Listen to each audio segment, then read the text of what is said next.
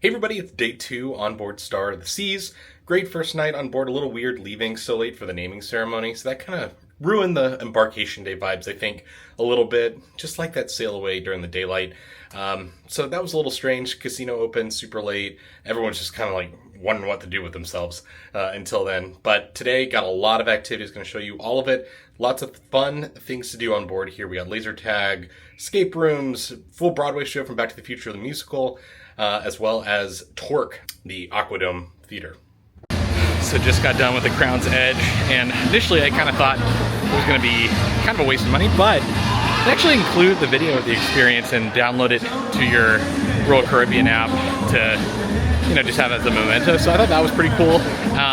It was more thrilling than I thought. It was really a lot of fun. Definitely recommend doing that. It's $10 on embarkation day if you do it then. Next up, I tried the diner version of the escape room. There's actually 2 escape rooms on board, really well themed, very fun, and you get a cool patch at the end for completing. Then I had to get some lunch here at the Aquadome Market. This was definitely my favorite spot to eat at during the entire voyage. A number of different concepts under here. The very popular crepe station, but my favorite was actually the Feta Mediterranean station, as well as La Cochinita, which was a lot of Hispanic, a lot of Latin dishes, empanadas, that sort of stuff. Awesome for kind of that grab-and-go snack if you don't want to go all the way down to the Windjammer. Seemed to be open pretty much from mid-morning until pretty late night, so I loved having this option on board. Definitely would be coming back on future sailings. Next up, I did the record store version of the escape room, and I liked that one a lot. It was a lot harder, I thought, than the diner version. Both definitely worth it, but at $40, probably choosing one is enough for folks just doing a casual cruise, maybe on a week-long voyage or something. That makes a lot of sense. And then it was time for Back to the Future and the musical, and I do want to get into that a little bit because it was absolutely fantastic. No filming during the show, but this is the best show I've ever seen at sea. And now a word about GigSky. If you've ever tried to stay connected on a cruise, you know how tricky and expensive it can be. Cruise ship Wi-Fi plans are often slow and expensive, and international roaming charges can ruin any trip budget. That's where GigSky comes in. I've been testing GigSky on my latest cruises, and the service is quickly becoming my go-to both on and off the ship. Whether I'm grabbing coffee in Nassau, checking my ship's location on the Lido deck with Cruise Mapper, or just uploading photos from port in Cozumel, GigSky is right there with me. GigSky makes it easy and affordable. Their eSIM technology means I don't need a physical SIM card. I just open the app, pick a data plan for the country or region that I'm visiting, and boom, I'm online. No contracts and no surprises. They've got coverage in over 200 countries and regions, and you can even get multi-country plans for Europe, Asia, and the Caribbean. It is perfect for cruisers hopping from port to port. And best of all, I have partnered with GigSky to save on your first data plan. Just use the link below and use code CRUISE10 to save 10% off any data plan within the app. Stay connected, skip the roaming fees, and cruise smarter with GigSky. I do want to give a shout out to the Category 6 water park. This is one of the coolest spots on any cruise ship that I've ever seen. It's amazing how many slides that they fit in. The variety of slides are awesome too. Very high quality experience. So over a week-long vacation on Star of the Seas, you're going to have a lot of fun across all the top decks here. But on a short 3-night voyage like this, there was more to experience. I wanted to experience the attic, the ship's comedy club. A little bit of differences here compared to the Oasis class. No bar inside. I think that's to kind of keep the hecklers at bay a little bit. So that was kind of a smart design choice, I think, on their part. And then after that was Torque. And Torque is a show in progress, I would say. It is definitely a work in progress. They were still working out a lot of the different acts of the show on board, but it's still quite impressive. So I'll leave you here with a couple shots.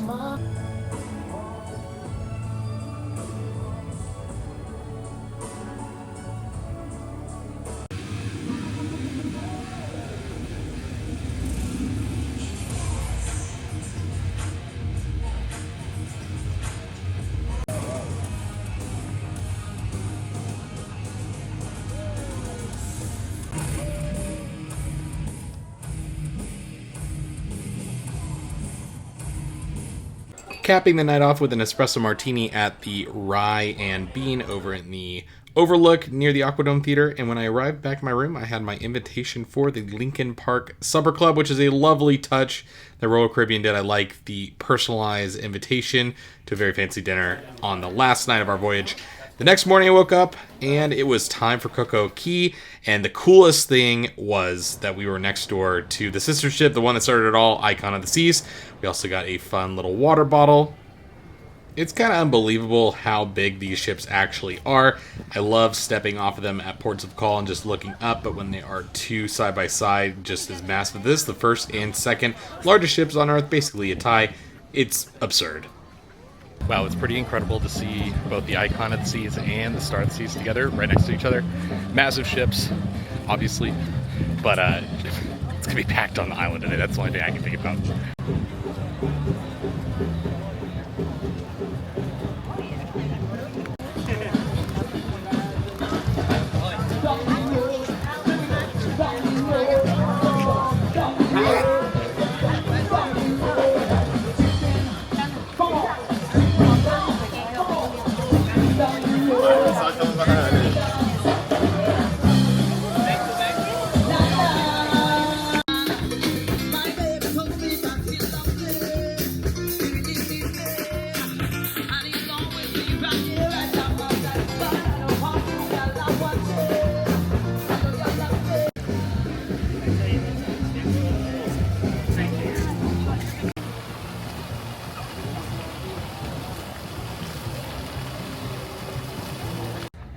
So I'm not going to do a full tour of the island today. You can check that out on the channel. We already got a full tour of CocoCay here.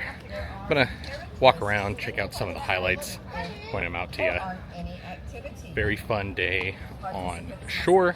You have all sorts of different activities that you can do. You have different areas too based on kind of your mode of the day. Right now I'm walking through Chill Island, so this is going to be a much more subdued area. There's no live music or anything like that. It's just for a place to read a book. It's also where the snorkeling is, so you can enjoy that, and that's going to be the closest beach to you when you get off the ship. You have a great view of the ship as well.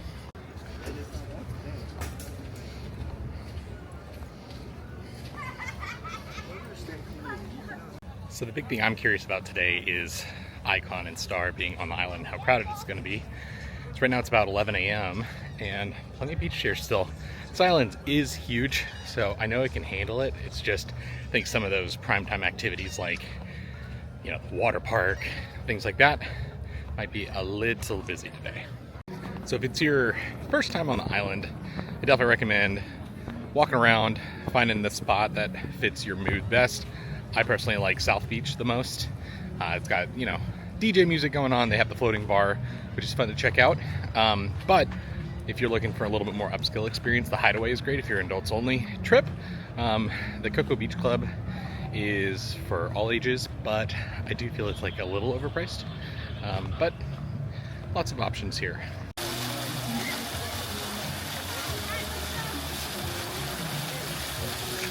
Plenty of complimentary options for food on the island as well. Several buffet stations with fresh made tacos, as well as burgers, hot dogs, all those things that you're looking for.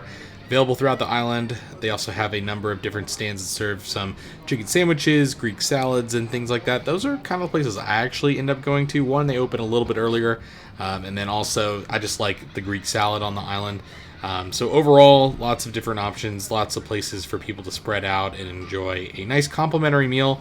And the cool thing with CocoCay as well is that the drink package that you have on board, if you have bought one, works here on the island. So that is a great savings for people on vacation. Many cruises stop in here with Royal Caribbean. So overall, a great day on the island. So let's head back on board the Star of the Seas. A lot more to explore on our last full day here on board.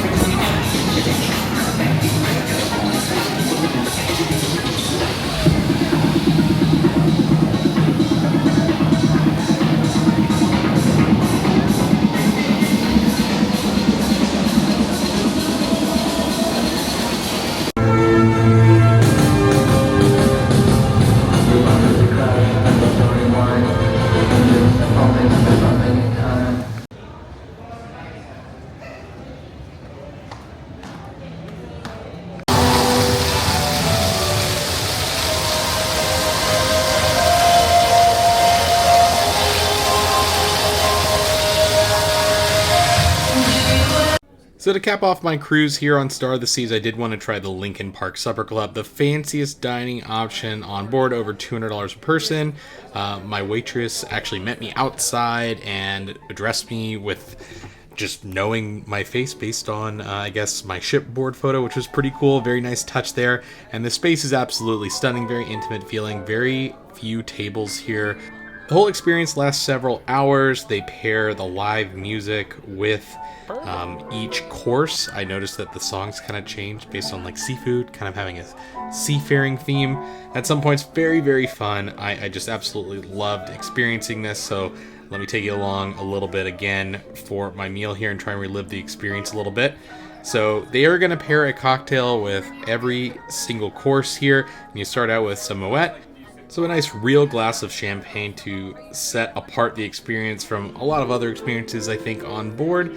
Those can definitely be a little pricey. Those are definitely not on the deluxe drink package. But a 3-piece orchestra entertaining us with a live singer. We are the American Standards Quartet, coming to you all the way from Sweet Home, Chicago. My name is Kimberly Hockey, and I will be guiding you through the evening tonight. Our program features the special concept of music pairing, where the live music is carefully paired with your food and drinks, making them even more delicious. So won't you please join me now in raising a glass as we embark on a culinary journey through the golden age of jazz in Chicago. Cheers! Our amuse-bouche was an oyster with some gold leaf, and then the bread service was awesome. It was inspired by Chicago, this being a Chicago-themed experience, so it was actually deep dish pizza with some like pepperoni jam and some delicious butter. A nice little martini as the next course, and the live trumpeter appeared.